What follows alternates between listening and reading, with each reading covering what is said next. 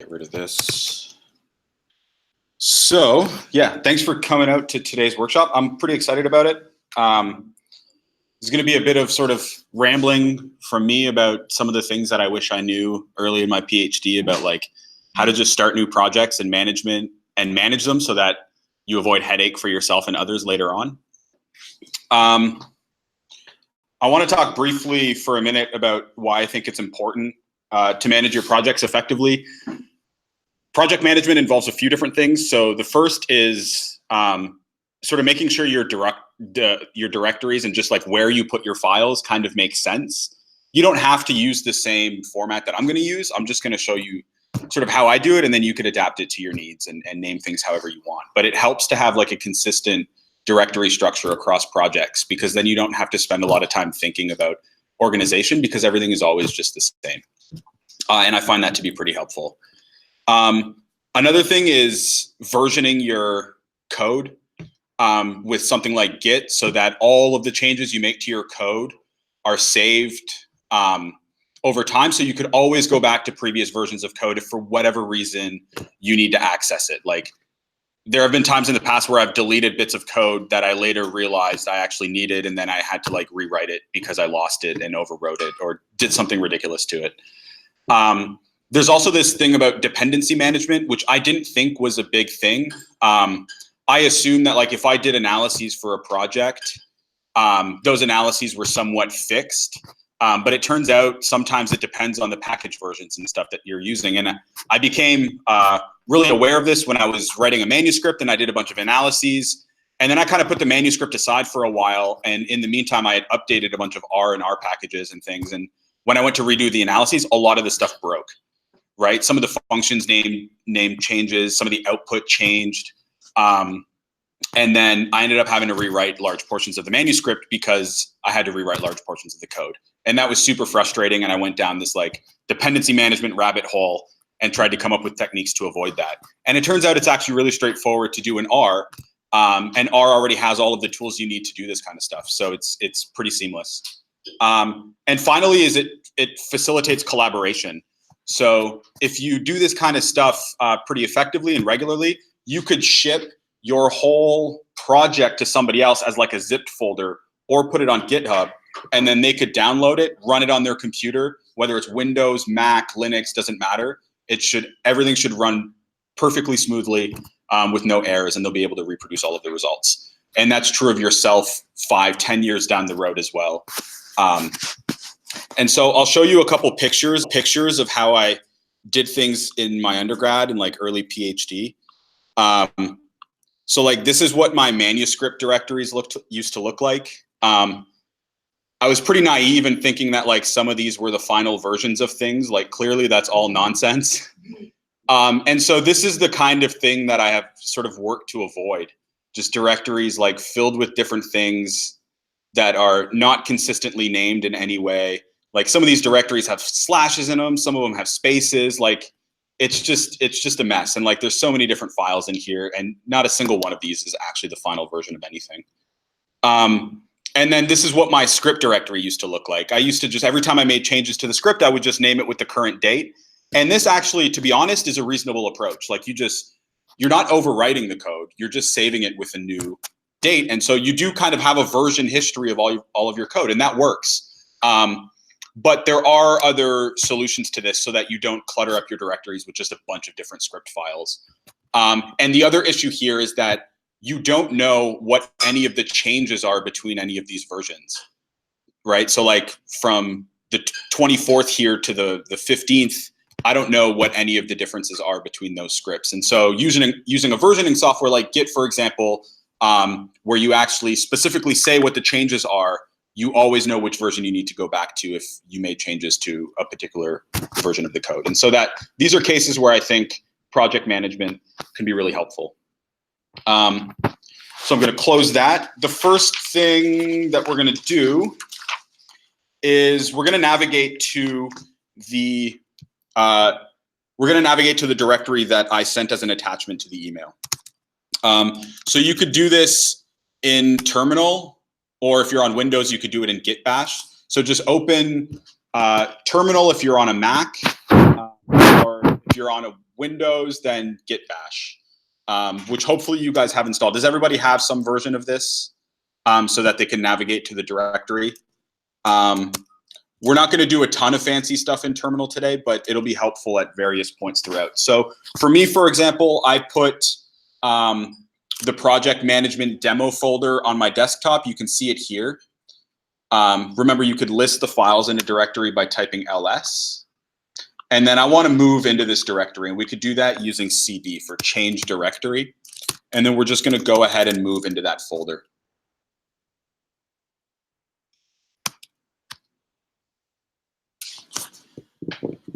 And I'll wait till everybody's there. Has everybody managed to navigate to their folder? Yeah? Yeah. Did that do it? The lights at the front? I could try to see if I could figure out this lighting. Did that help at all? Yeah? And how do you actually make the font size larger in terminal? Command plus doesn't do it. Really? Oh, wait. It just makes the whole window bigger. Yeah, but that works.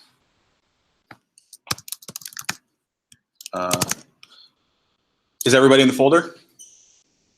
Yeah. So the first thing we'll do is ls-alh. So remember, these are optional flags that we could pass to the ls function. And it's just going to allow us to list the files in a bit of a different way. So in this case, what it's doing is it's listing all of the files. It's listing them sort of in list format, one after the other, with sizes in human readable format. What I want to point out here is just the directory structure that I've chosen for most of my projects. So this directory structure is consistent across projects, with only minor modifications for specific projects that maybe do different things. Like some projects I do like GIS style analyses, so I might have a folder in here that's for all of the stuff I do in GIS. But by and large, these folders are consistent across the different projects. And this is a format that I took largely from a book called Bioinformatics Data Skills, where by Vince Buffalo, where he talks about how he organizes his directories for his project. And so this is largely based on that. I took it, like copy and pasted it for my own work. So the important bits here are, of course, the scripts directory. This is where all of the code associated with a project is going to be. There's a raw data folder. This is, as it suggests, is just raw data. Like maybe you just collected data for an experiment, you put it all in Excel, and you dump it in the raw data folder. This is not the data that you're actually going to analyze. It's probably going to have entry errors because it's really easy to make errors when entering data in Excel. There's probably going to be missing data that has to be accounted for when you're actually doing your analyses. And so this is just raw data. The data in this folder is going to be processed in some way using some of the scripts in the scripts directory. And then it's going to send that data to the clean data folder. The clean data folder is where the data that's actually going to be analyzed is. I could see if I can make this a little bit bigger.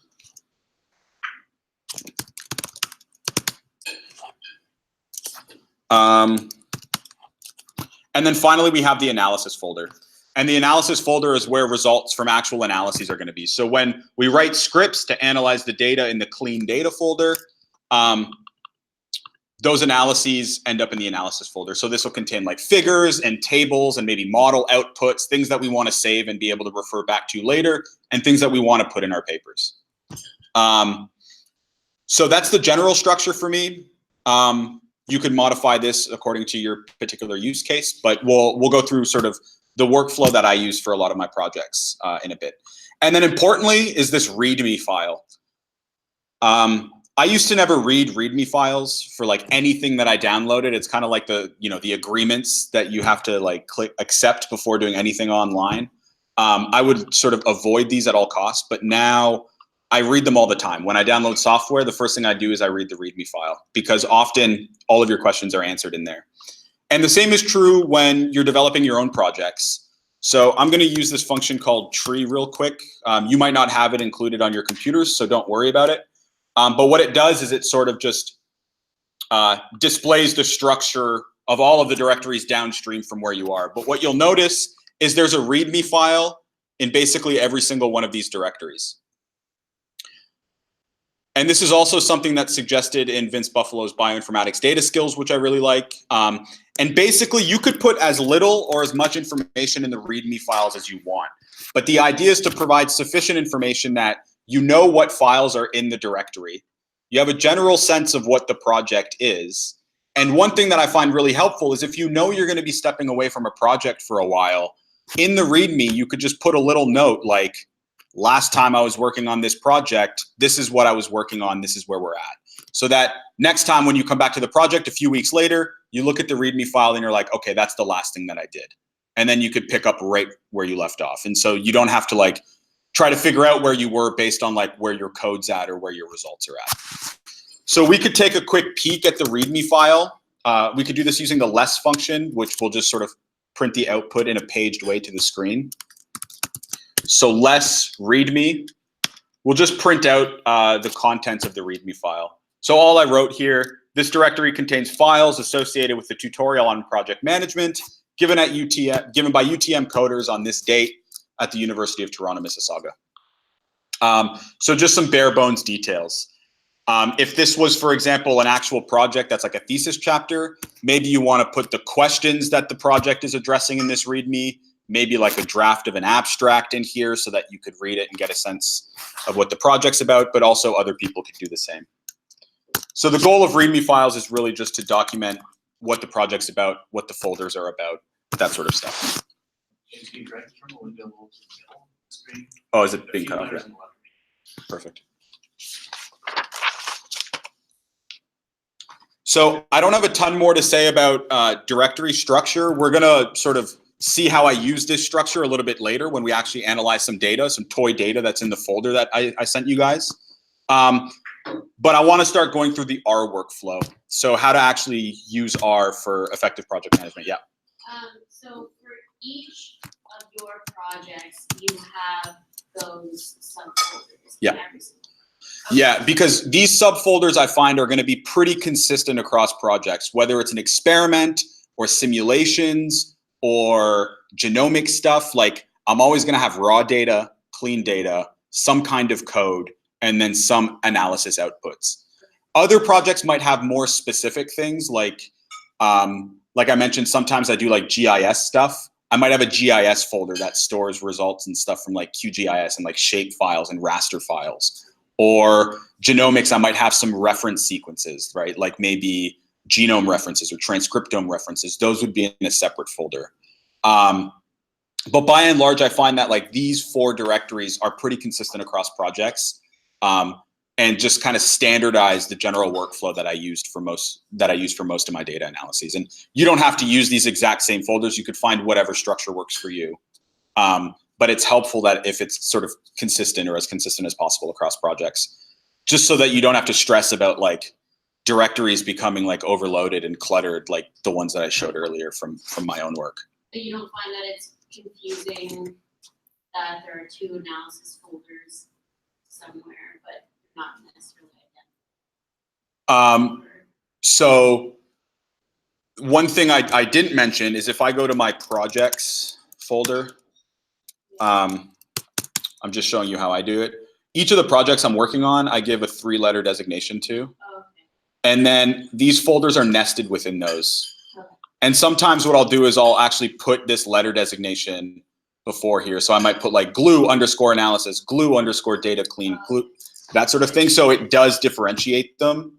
And this was a suggestion that was made to me by Ken Thompson when he came. This is an approach that he used and I found it really helpful. So I started doing the same thing. Let me just navigate back. Cool, so we could go ahead and open up RStudio. We're gonna start working there for a little while. We might actually be able to avoid going back to the terminal if you guys have terminal access in your RStudios. Do you guys have this?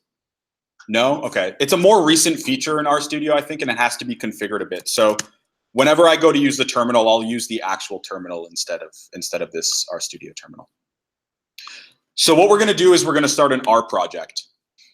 It took me a long time to get on board with R projects, but once I did, I never went back. They're incredibly helpful. So when you click on File in RStudio, you see there's this thing, New File. This is typically what we use when we're creating like new Markdown files or new scripts. But under that, there's this thing called New Project. So let's click on New Project. And then a few different things show up here. We could start a new project from a new directory, which will actually create it for us, or we could start it from an existing directory. This is what we're going to do because we want to start the R project in the directory that I sent around in the project development or project management demo folder. So we'll click on existing directory, and then you have to browse and identify that directory on your computer. So we could go ahead and do that. For me, I put it on the desktop. So I'll go to desktop, project management. And you just want to click on the project management demo folder, none of these subfolders. And then we just open that folder. Does that make sense? And then we go ahead and create project. RStudio is going to restart, and then we're back. So what you'll notice is on the side here, it lists the files associated with the project. Can everybody see this? Does everybody need a second still? Set the project or all good? So Again, sorry, can you just like get a bit to the right? The left is being cut off again. yeah, I'm actually Shrink the window. yeah, I'm going to shrink it a bit. Yeah. Does that work? Yeah, that's right. So you'll notice the files listed, it lists the directories and the README file that we had earlier. But now we have this additional thing, this .rproj file. So this file identifies the R project. And you could have many of these on your computer for different projects that you're working on. But this is where all of the settings associated with this particular project are stored. So why do we want to use R projects? I think the biggest advantage is that this whole setting and getting working directories thing is now completely obsolete. So what I mean by that is if you get WD to figure out what your working directory is, it's going to return the root of this project. It's going to return the directory that you started the R project in. What that means is if I send this whole project to any one of you and you open this R project on your computer, the root associated with the project, the working directory, is automatically the directory on your computer where the R project file is found. Which means that any of the analyses and stuff that you do are consistent across machines and computers. So that you don't actually have to like put files in a particular directory, set the working directory based on where they are on the computer. The working directory is automatically made to be wherever this file is found on the computer. And you'll notice if you go to File, Open Project, when you do that, what you do is you just navigate to the location of this rproj file on your computer, open it up, R will restart, and then your working directory becomes that directory. And that's true of any computer. And so, for example, if I wanted to like open a file using read.csv, the first argument to read.csv is a path to the file. If I hit tab, I'm automatically navigating through the directories, the subdirectories of this project, right? So normally in R, the default directory is your home directory. But now the working directory is automatically the root of this project, which makes things really helpful and it makes things consistent across computers. So setting up the R project is sort of the first step to this reproducible workflow in R. The second step is to set up Git. Git is what's going to track the files in our repository for changes that we've made. And so to do this, we're going to have to go back to terminal, making sure we're in the root of the directory. And then we're going to type git init. Remember, init is for initialize. This is what's going to start the Git repository in the root of our computer, or in the root of this project. Once you enter that, you get this message that we initialized an empty Git repository.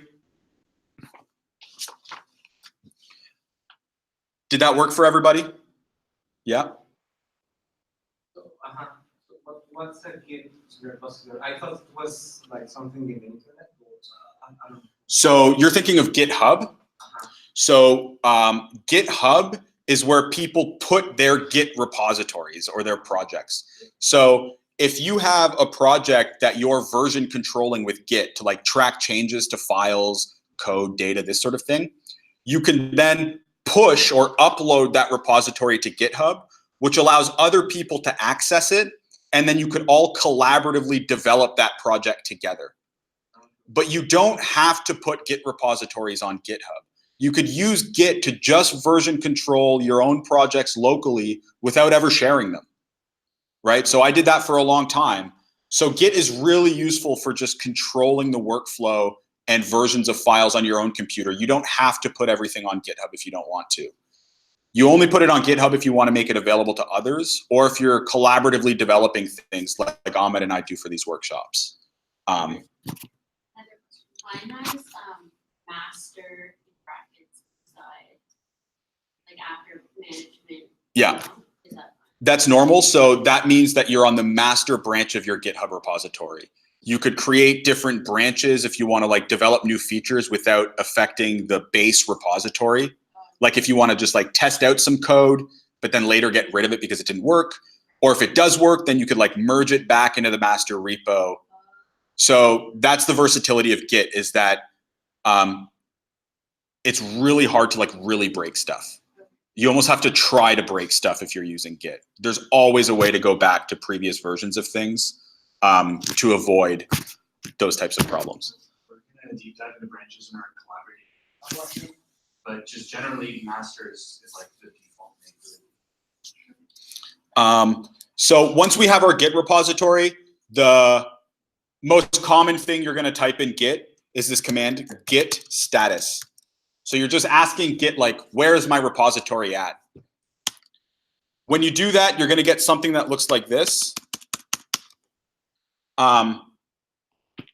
where it's telling us that there's all of these untracked files. Git sees all of these files in our project, but it's not tracking any of them. We have to explicitly tell Git which files we want it to track.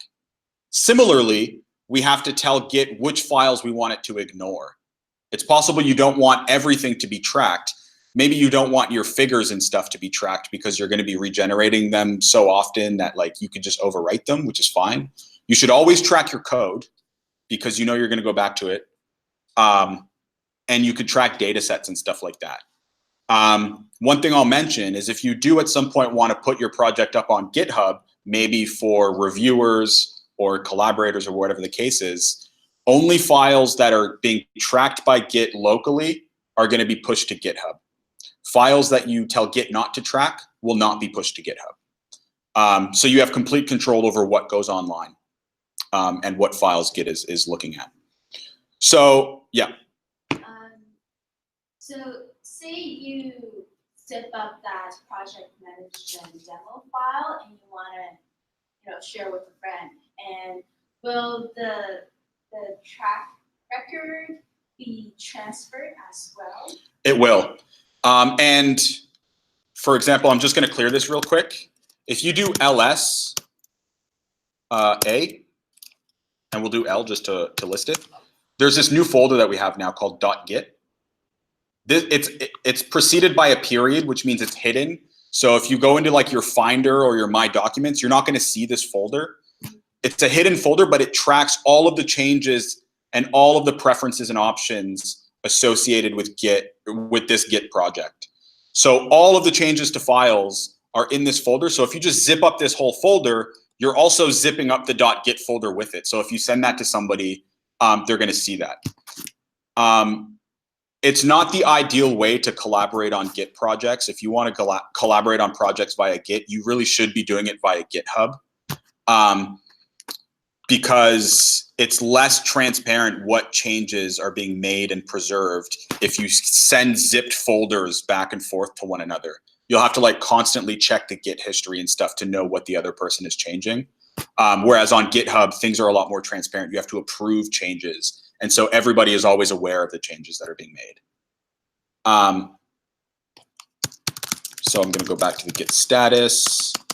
So this .rproj user file, we don't really need Git to track changes in this folder. It's like some preferences associated with the R project. We don't need that necessarily. So we're going to tell Git to ignore it. The way that we do that is we're going to create what's called a .gitignore file.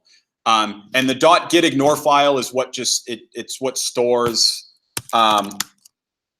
the directories and files that we want Git to ignore. So we could do that in terminal using, we'll just do it in Vim. So vi is the command for Vim on most computers. So vi .gitignore. And make sure to double check the naming of this file so that it's exactly .gitignore. If it's not named like this, Git won't recognize it. It's going to create the file then? It's going to create the file, yeah. If in the terminal, if you use a text editor to open a file, it automatically creates that file, assuming that you save it. So vi.gitignore, it's going to bring up this new window, which is a blank file. We haven't added anything yet. In Vim, to start typing code or lines, you have to hit I for insert. So once you type that, you see that at the bottom corner, it highlights that we're now in insert mode, so we could start typing. And then what we're going to do is just type the name of the files or directories that we don't want Git to track. So in our case, it's .rproj.user/. And if there was another file that we didn't want Git to track, we would just put that on a new line. And you just keep adding files and directories to new lines in this file, and then Git will not track any of those. Is that clear to everybody? So it can be a complete directory or a specific file from the directory? Yeah, or for example, you could ignore everything that ends with .csv. So you could use like wildcards and stuff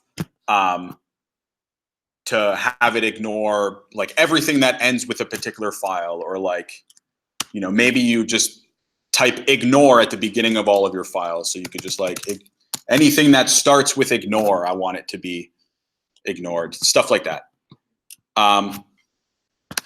So once we've typed this as a line in our .gitignore, we hit escape to exit insert mode, and then classic Vim nonsense. We want to exit Vim, : W for write, Q for quit. : WQ. And then enter. And that'll bring us right back to our terminal. Did that work for everybody? So if we do another git status to check our repository, we'll see that now we have this .gitignore file, which is untracked by Git, but you'll notice the .rproj user file is nowhere to be found. That's because Git now recognizes that we don't want it to be tracked, so it doesn't even show up in the untracked files. Is that clear? Do you have a? What do you do before : WQ? You hit escape to get out of insert mode. So what Good. do you do, how do you see that file?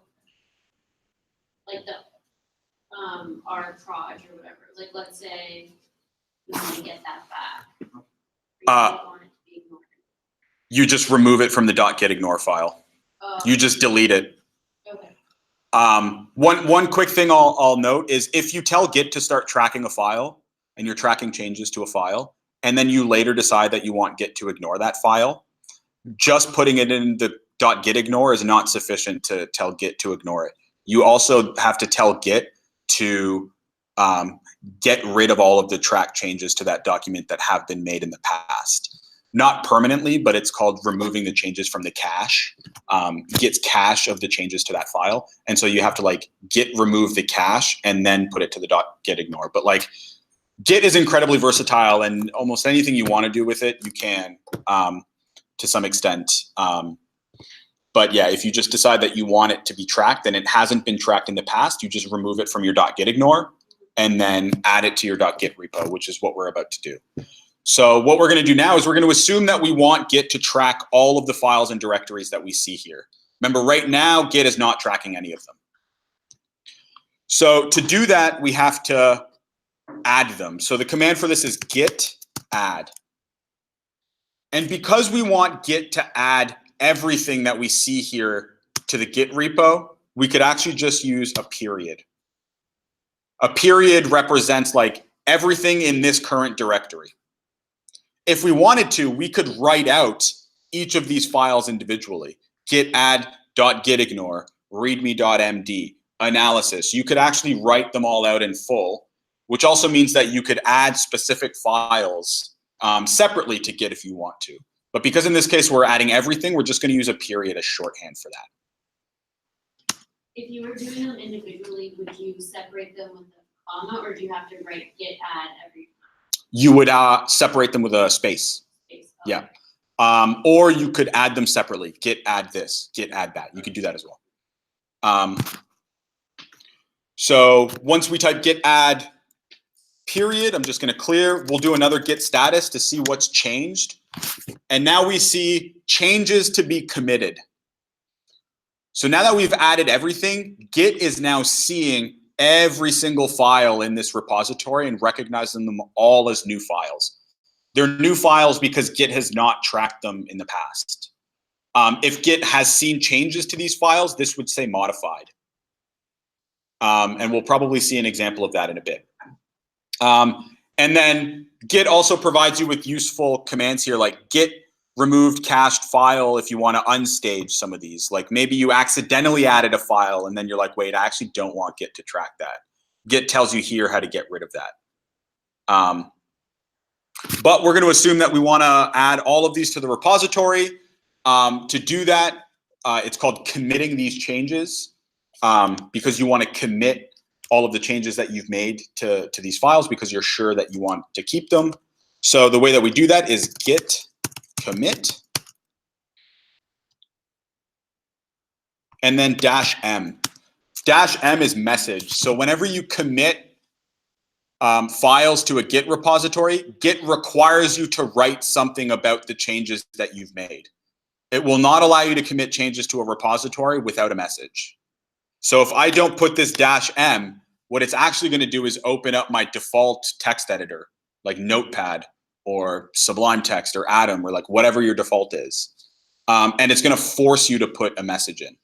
This is Git protecting you from yourself in the future, right? It's making sure that you could always go back to changes that you've made because you know what those changes are. So git commit -m for message, and then you put your message in quotes. It's almost like common practice for like the first message in a GitHub repository to just be initial commit. We're not making changes to files, so it doesn't have to be super specific. We're just basically committing this entire repo. And then enter. It's telling us that we've changed 14 files. We have a little over 12,000 lines across these files. And then it's telling us all of these different files that have been committed. And then now you'll notice after the first commit, my GitHub repo also has bracket master after the first branch. Yours might not have that. How do you type git commit and then what? -m or -m.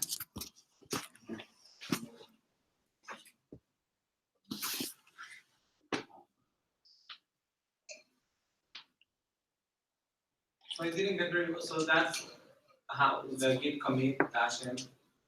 So every time you make a change, then you have to put a message?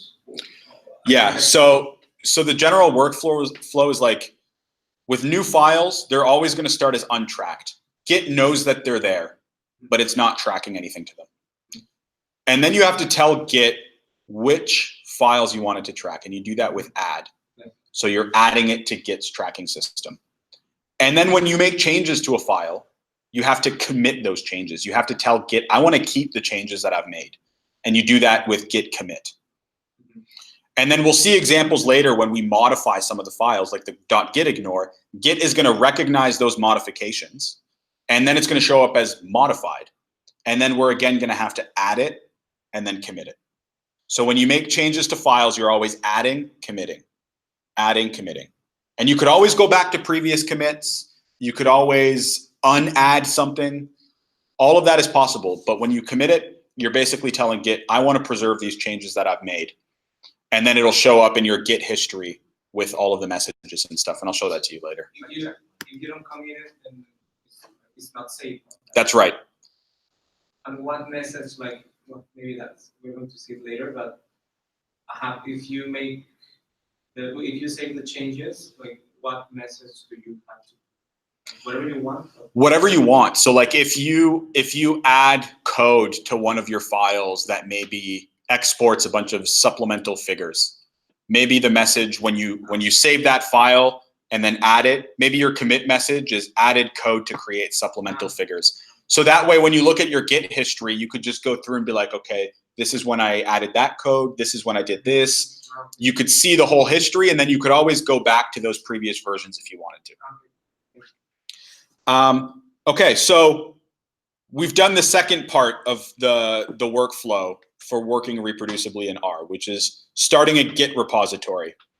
The third and final bit of this before we actually start going through the workflow and like analyzing the data the way that I normally would, for example, is to start what's called a packrat project. Packrat is an R package that allows you to manage all of the dependencies associated with a project. So like when most people are working on projects in R, they install packages, right? Using install.packages. And what that does is it installs the package in your R folder in like the root of your computer, and it's available system-wide.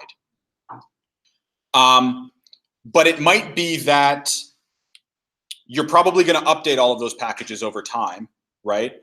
Which means that if you were to go back and redo the analyses, you're always going to be using the most recent version of that package, which more often than not is what you want to be doing. But if you analyze a project today and then 5 years down the road, you want to reanalyze that data for some reason, you want to reanalyze it with the versions of the packages that you used 5 years ago, right? So you want to analyze the data in the same environment in which it was analyzed initially. And you could only do that if you maintain separate versions of packages that are associated with particular projects. And Packrat is what allows you to do that. So we're gonna initialize a Packrat project. The first thing we need to do is install Packrat. It might be installed by default, but maybe not. So to do that, install.packages, and then in quotes, Packrat. It's going to install it for me. I already have it installed, but that's okay. Ahmed, how do you clear the R? How do you clear this? I want to say hit escape twice. No. Command L. Control L. Yeah, control or command L. That's what it is. Oh, beauty. Control. Did that work for everybody? So now what we're going to do is we're going to start the Packrat project. And this works in a very similar way to Git, except in R. So Packrat, : remember : in R is like, I'm going to type a function here, init. This is saying use the init function in the Packrat project or in the Packrat library. So Packrat : init. You could actually just do it like this, but we're not going to do that. We're going to supply this argument, infer dependencies. So the minute I start typing it out, R knows what I'm trying to do. Infer dependencies, and we're going to set that to false. So I'm just going to tell you guys what this is actually doing. So by default, if I don't include infer dependencies equals false, Packrat is going to go through every single script in this R project, look for places where you've imported packages using the library function, and it's going to automatically add those to your Packrat project along with all of the packages that it depends on. That might, in some cases, like overload RStudio, cause it to crash. It's doing a lot. Like if you have a ton of calls to library, it can be really cumbersome. And to be honest, I prefer having complete control over what's added to PackRat at all times. So I would rather it not automatically infer which packages I'm using for this project. I want to be able to explicitly tell it which packages I'm using. So when I start this project, I'm just going to type infer dependencies equals false. So don't automatically try to tell me which packages are being used by this project. Like for example, in the scripts folder, I have a script here which uses some packages. I have another script here which uses packages. PackRat would automatically go through each of those .r files and look for the packages I'm using and add them. I'm going to tell it to do that manually. So once we type, we're going to hit enter. It's going to quickly go through some stuff, and then that's it. Does that work for everybody? You should just see PackRat. Yeah. If anybody's going to get any errors in this workshop, it's going to happen with PackRat because sometimes it's a little finicky. So now if we go to packages in the bar here, you'll notice a couple things. System library. These are all of the packages that are installed on your computer that are available to R. But then there's this thing here, the PackRat library. These are all of the packages that are available for this project. Does everybody see that? And the reason that's important is because now that we're in a PackRat project, we can't just use any package that's installed on our computer. PackRat doesn't see those packages anymore. We have to reinstall those packages for this particular project. And that's what allows you to maintain separate folders. If you look at the files in this project now, you'll notice we now have a PackRat folder. This is where all of the PackRat packages and preferences and stuff are started. And then there's this .r profile file. You don't have to open it. But what it does is whenever anybody opens this R project on their computer, this file tells that computer to start this project with PackRat. So it's then going to load the packages that are in the PackRat library. And so again, what this means is that you could transport this project to somebody else and ensure that when they analyze the data, they're using the same versions of every package that you used when the data was analyzed. So you're always going to get the same results across computers. I'm just going to close that. So we're going to go back to terminal. Now that we've started a PackRat project, and we're going to see what Git has noticed by doing a git status. So the first thing we notice is that the .gitignore file has been modified, which you might think is a little bit strange because we didn't actually modify the .gitignore file, right? If we look at it real quick, you'll notice PackRat/lib. So when you start a PackRat file, it automatically adds this to your .gitignore file. This is basically telling it to ignore all of the files in your PackRat library. You don't actually want to commit changes to those. You don't, if you put this on GitHub, you don't want to also put like all of the code associated with all of the packages that you've installed. And then what we're actually going to do is we're going to add another line to this. So let's go ahead and open our .gitignore file using Vim again.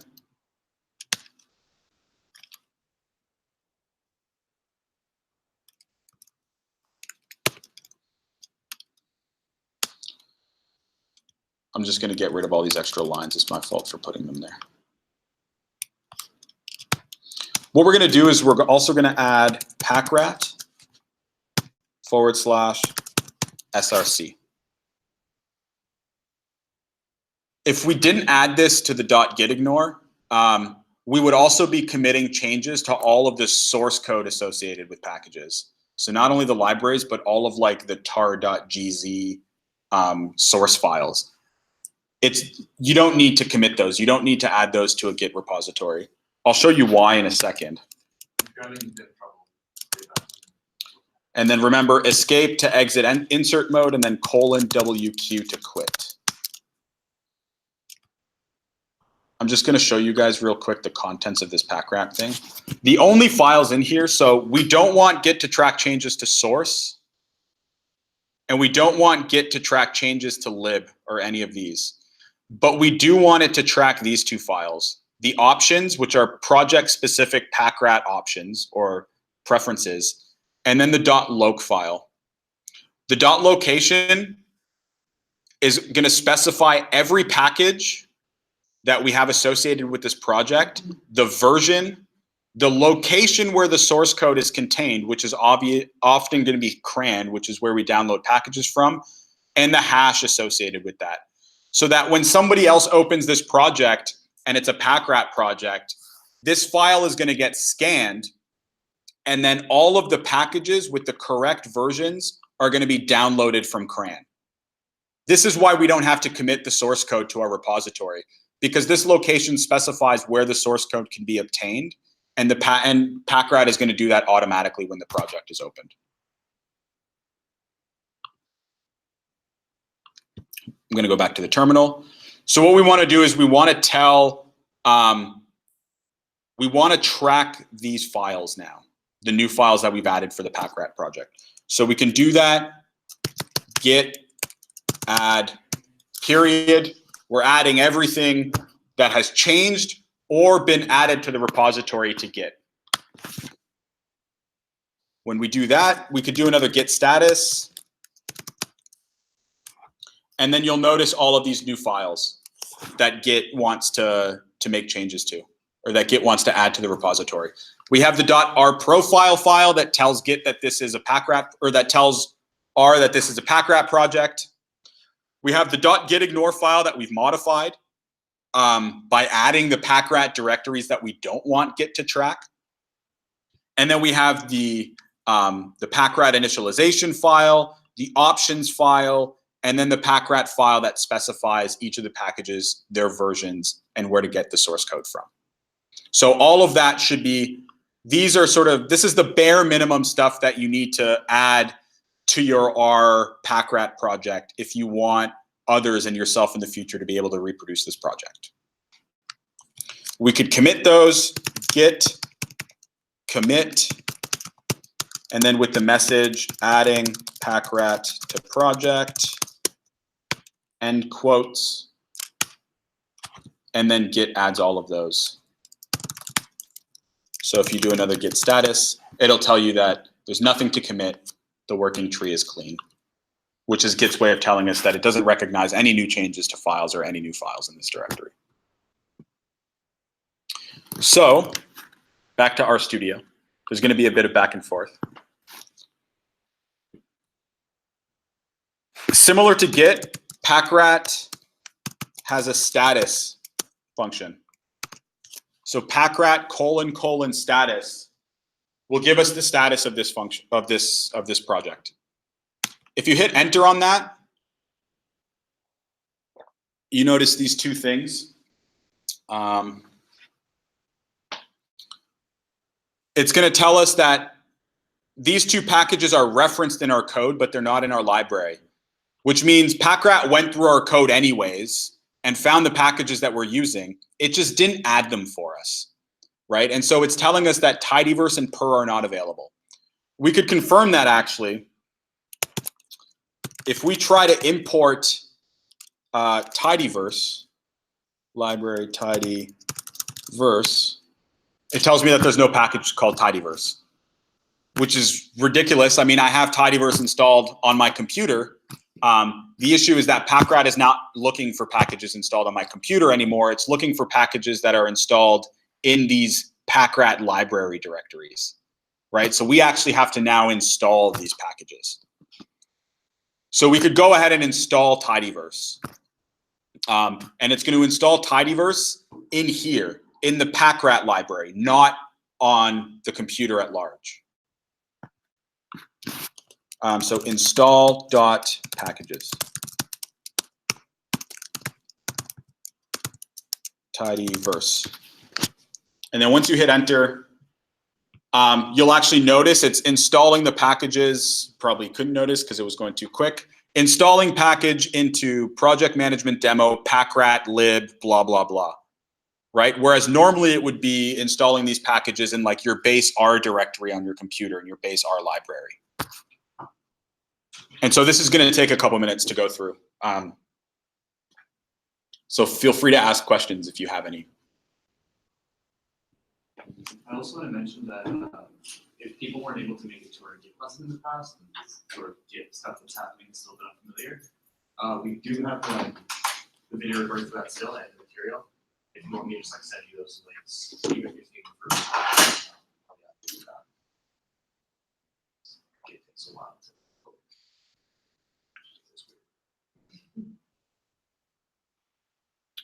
Yeah, it does take a while. The only way to like really get familiar with it is to just use it It's kind of big. and like just stumble around with it. Like my first Git project is just like the history is a complete disaster. Like I had to like rewrite the entire Git history at multiple times and like just do a bunch of nonsense because I just fumbled my way through using it. But my first Git project, anytime something would go wrong, I just like copy paste what I needed in like Notepad, delete the whole folder and start fresh. Wouldn't recommend it, but that's kind of that, or you could show up to workshops. it's totally worth it though. It's totally worth it once you get it. I don't know what I would do without it. It saved me so many times. It saved me like 2 weeks ago when I deleted something that I still needed. I actually have a folder called not using but scared to delete. So. Yeah. I used to have stuff like that. Thankfully with Git, even if you delete something, you could always get it back. Yeah. It's always tracked and stored, even if you don't see it. Yeah, my point isn't the scare motor, it's more like if Git doesn't make sense to you still, don't feel bad. It just takes some time.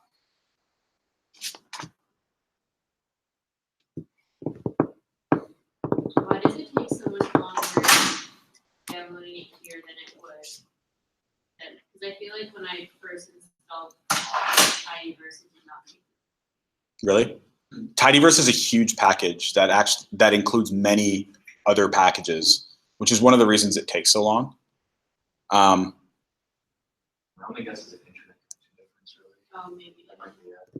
So remember, Download at the same time. yeah. So like remember Packrat said that it identified Tidyverse and this purr package in our code. Purr is actually part of Tidyverse. So when we install Tidyverse, it's also going to recognize that we have purr installed. And it also installs dplyr and reader and stringer and ggplot, like all of that. Like we sort of get why we're installing this. We've got this self-contained version of Tidyverse that's just associated with this project. And 10 years from now, Tidyverse could be, I don't know, something else. You could always go back to this and run it.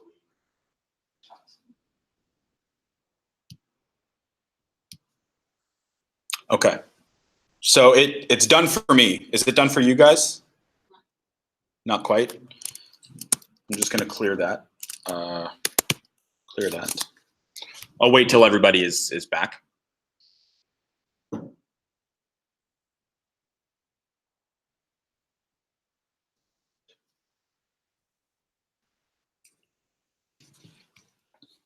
I'll just quickly mention that if we go to packages now, you'll see in the Packrat library, there's now all of these different packages. So by installing Tidyverse into the Packrat library, we've also installed all of the packages that Tidyverse depends on and all of the packages that those packages depend on, right? So everything that you need to be able to use Tidyverse is now installed in the Packrat library. You'll notice the version of those packages here. And then here, there's this Packrat column, which when we commit these packages to our Packrat library, which is what we're going to do next, the version in the Packrat library is going to show up there. So you can maintain separate system and Packrat versions of all of these packages if you want to, which is really useful. Is everybody back? Yeah? So, okay. What I'm about to do is super straightforward. So Packrat status again. And if you run that, this is what it's telling us. The following packages have been updated in your library, but have not been recorded in PackRat. So PackRat is recognizing that we've added all of these to our PackRat library, similar to how Git would recognize that we've added a bunch of files to our directory. But now we have to tell PackRat that we want to like encode these in our PackRat library. The way that we do that is with this PackRat snapshot function. You guys see that at the bottom there? This is almost like the equivalent of git commit, right? You're stamping these packages into your library. And so you could go ahead and type PackRat snapshot at the bottom. And then what it's going to do, this is going to take another minute or two. It's going to start fetching all of these packages once it decides to get going.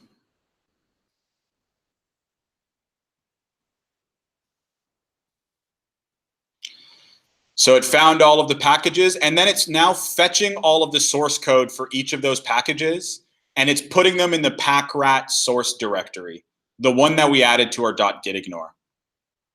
But essentially what it's doing is it's reading the packrat.lock file, and it's fetching all of the sources from the repositories specified in that file. And it's grabbing the correct versions of them. So that if you go on a different computer, maybe like a desktop at home or something, and you open this R project, it's going to do the same thing. You could use the packrat.restore function, which will then read the lock file and then download all of the packages that you need. Is this working for everybody? Normally, if there are going to be errors in PackRat, it's going to happen at this step. My tidyverse still Oh, I don't know if it's just like. Is there progress? Like in the logs that There- you spit out? There was. Things would stop. Has like a little console error showed up again? Or is it still- Oh. So,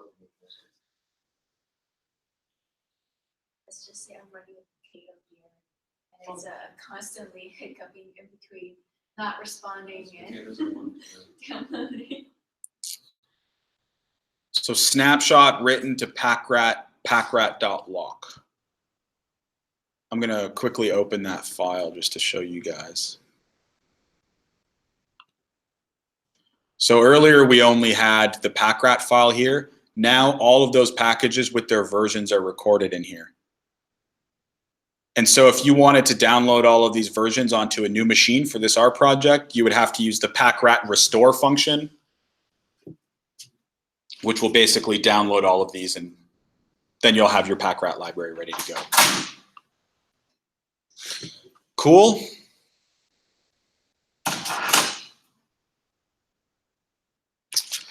All right. Am I good to keep going, Lauren? Yep, I got it. It's not done yet, but there's. Okay. So what we want to do is echo. Good. If we go back to our terminal, git status, it tells us that this file has been modified, the packrat.lock. That's what we expect because we've added all of these new packages to our PackRat library. So we want to commit those changes. So git add packrat.lock.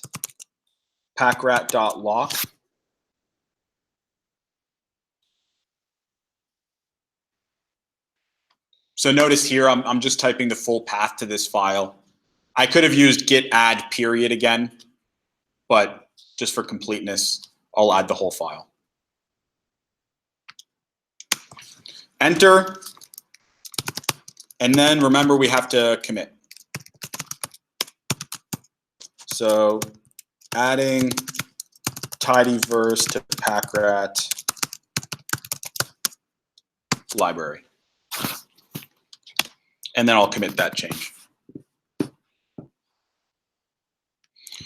And so just for those who haven't seen a lot of Git before, I'll just show you a quick, here you have a particular ID associated with each of your commits, and then your message alongside it. I should actually just, the long form of that is, this is the hash or the ID associated with each commit, who authored the commit, the date and time where it was authored, and the message that you input. So you could always go back to these previous versions of the repository and see what the state was at that time. You could pull historical files back into the present if you want to. So all of that is doable using Git.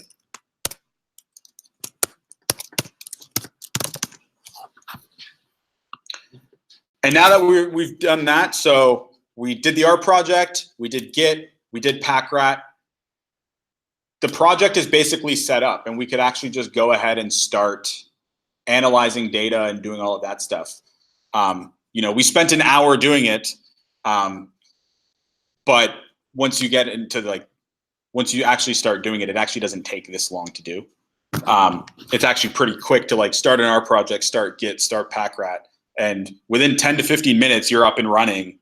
And then you don't really have to worry about much afterwards. You still have to worry about maintaining it, like maintaining the Git repo, making sure you're committing the right things, making sure the Packrat library is up to date and that it has all the packages you want to use. But once you get familiar with the workflow, it starts becoming second nature, just like most things you do repeatedly. And so I'm just going to walk through sort of a general workflow. I have some toy data sets in here and some toy scripts in here. And then we could just basically start working with them. So let's, from the Files tab on the right here, let's go to Scripts, R, and let's open up in data processing. Let's open up this create all cities, all populations.r script.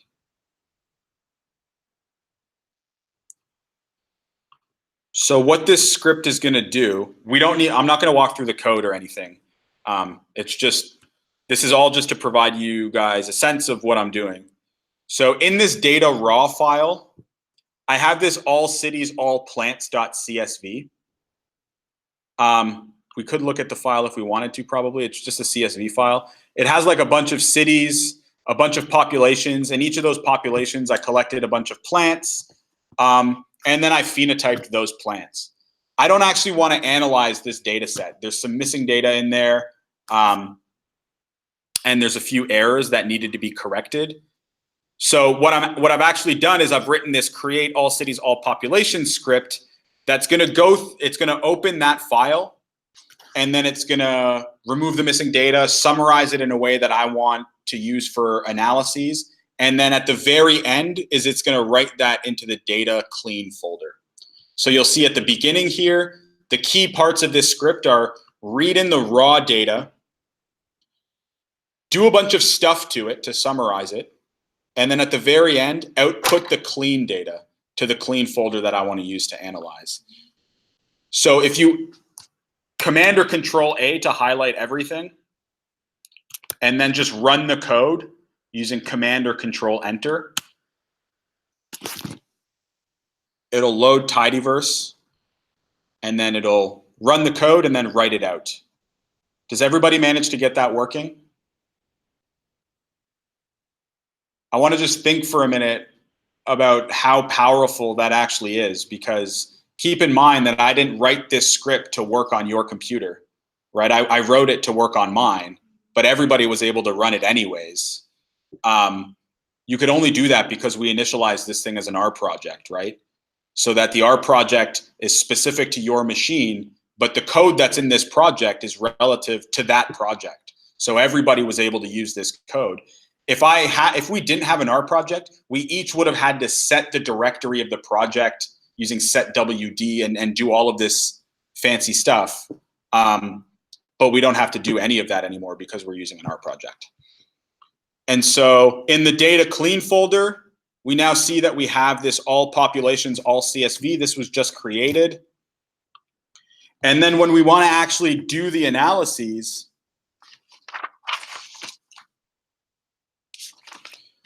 we could go again into the scripts folder, R, and open this clientanalysis.R script. Undefined is not an object. I don't know what that means. Irrelevant. So what this is going to do is this is the script that I'm actually using for analyses. It'll read in the clean data that we just generated, do a bunch of stuff like create tables and figures and run some models. And then at the very end, it's going to output all of those. It's going to output the tables.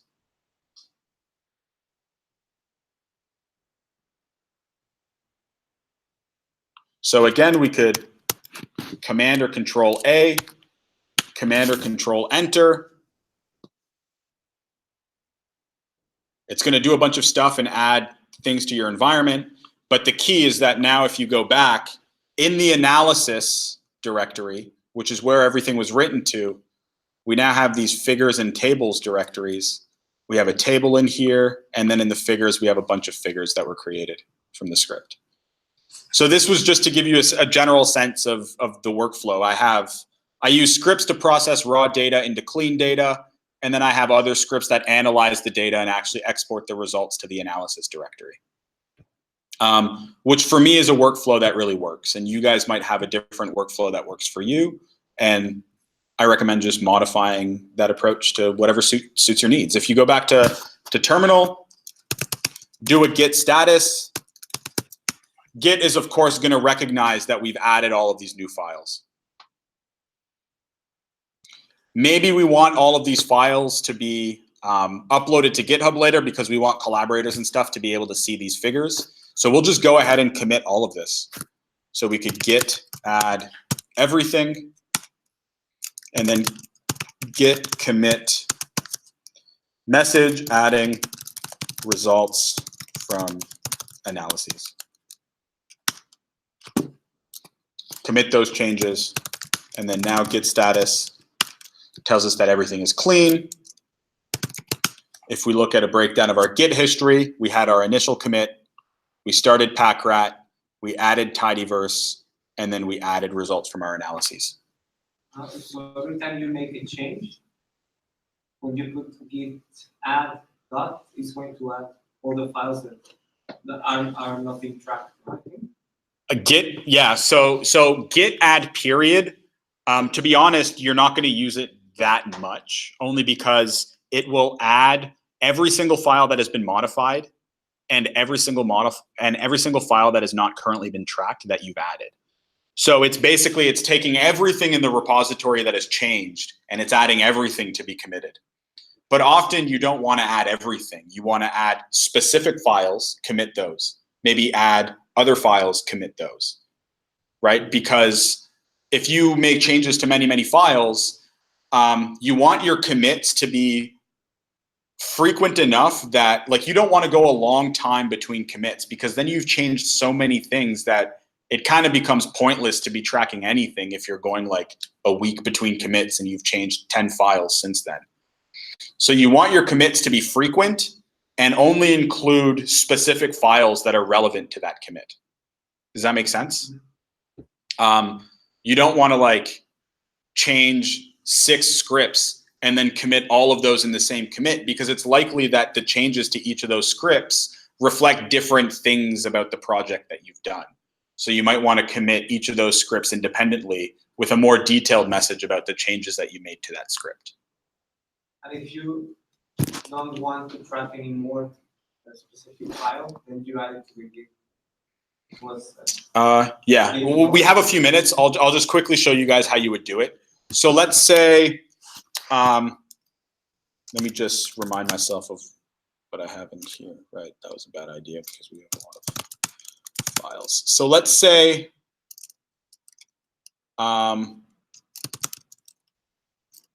CD,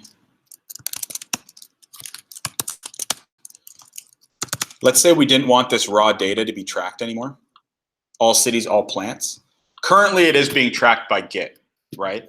Any changes to that file are going to be reflected by Git. Let's say we don't want it to be tracked anymore. We have to do git remove -- cached and then the name of the file that we no longer want tracked. So when I hit enter on this, it's going to say that it removed this file. If I list the files, it didn't actually remove it from the computer, right? It removed it from Git's memory in a sense. So that if I do git status now, it's saying that I now have this untracked file, which is the file that Git was previously tracking. And then it shows up that I've deleted this file. So Git is essentially removing any history of the changes that have been made to that file from its memory. And so now I can add that file to the git ignore and commit that. And then Git will no longer track that file. Does that make sense? So if a file was never tracked before, you can add it immediately to your .git ignore and then Git will not look at it. But if a file was tracked by Git, then you have to specifically tell Git to remove those tracked changes from its memory and then add it to the git ignore. And then Git will no longer look at it. And if you look to the versions where it was tracked, are you going to be able to see that file? It's just that not from now. Yeah, you could go back into the history and see the changes associated with it. Like I could go to a previous version of the repository and I'll see that file and I'll be able to see older versions of the file. It's just basically saying that going forward, Git is no longer going to track anything associated with it. All right, that's all I have. The key takeaways from today, I would say we're basically just R projects, Git and Packrat, and how to use those together when analyzing data in R to hopefully avoid headaches like I've created for myself in the past, and hopefully make your lives a little bit easier. Feel free to ask Ahmed and I if you guys have any questions. Aside from that, we're going to have Coffee and Code next week in the Grad Lounge if you guys are working on stuff and want to come hang out and work on it with us. And then we'll have another workshop in a couple weeks on Git and GitHub and actually how to collaborate on projects over Git and GitHub. And Ahmed and I will show you some examples of projects that we've collaborated on, like maybe how we developed this course or these workshops, or like how we developed a course that we taught, stuff like that. That's it.